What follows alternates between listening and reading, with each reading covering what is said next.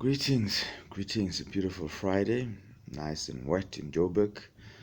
I think we as a country have a lot to do, have a lot to mend, have a lot of growing and maturity to do. However, it's been a task that has been left to only a handful of people, only a few people who were elected in political offices, and it's now showing the signs of the cracks that have always been there.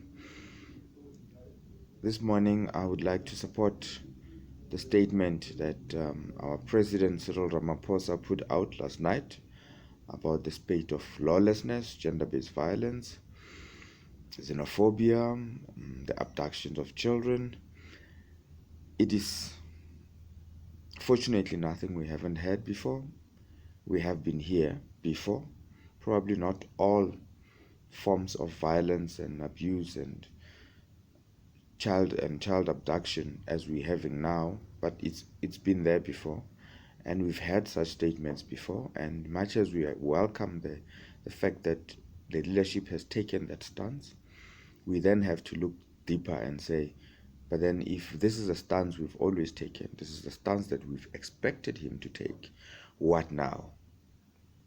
Because it means that there will continue to be issues of xenophobia. There will continue to be issues of gender-based violence. There will continue to be issues of children being abducted in different areas at different times. But now we need to have a national intergenerational strategy. I have been fortunate to be part of one of the structures that looks at, addressing gender-based violence, especially within the family space. And there's a lot of work that we've done there. My worry remains the implementation. My worry remains the team, the foot soldiers that need to implement that. It's one thing to have a strategy that a handful of people will have to look at, whilst the country needs a strategy where everybody can be involved. From that child who is at school, who witnesses something, do we have the space? Do we have the capacity? Do we have the know-how?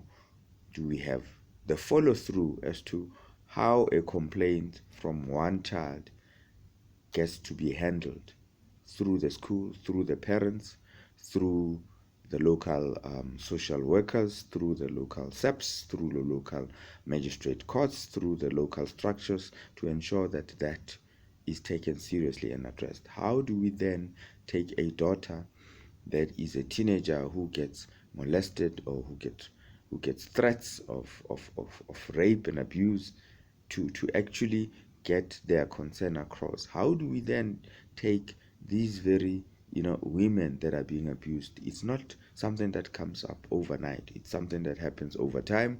By the time there is a murder or a femicide, there's a history to it. But then what are we doing with the history, with the data that we have?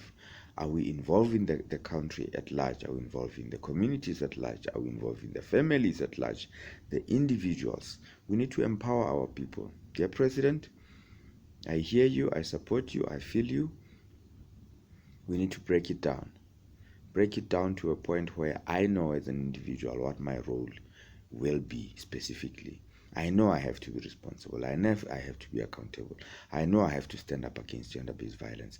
But what is it that I need to do that will make meaningful impact? If I go and report something at the police station, will that be recorded and forwarded and managed and handled with the intensity and the importance that it deserves?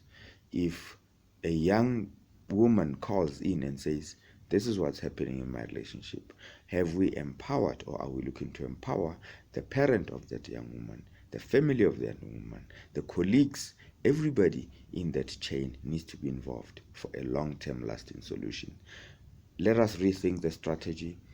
Let us rethink the implementation, and let us get it down there. Let us disseminate the information. Let it not be a file that's sitting in the president's office. Let it not be a one-liner amendment of some act that's sitting in the constitution. Let it be something that us as the public own. And to all the children out there, I as a father, I as a dad, apologize for what is happening in your lives. And I will do, and I will keep doing. For the last 7 years, I've been doing what I can in my space to get the fathers into the picture, to make sure that this comes to an end. So sorry, my princess and princess, it has to end. To the women out there, young and old, I apologize for what has been happening. And more than just apologize, I am always out there advocating for your safety. I am not, unfortunately, enabled and capacitated to do more. If I was, I would do more. To the men out there that are working hard to fend for their families and find themselves in the crossfire of these abuse and allegations and all sorts of misinformation, we hear you, we see you, we haven't forgotten about you. We will definitely make sure that we address those alongside all the other challenges. Our brothers and sisters from across the borders, xenophobic attacks are just not right. It's wrong. And all my friends know how I feel about it. It is wrong. So as a man, as a women, please, we are brothers. We need to stop attacking each other.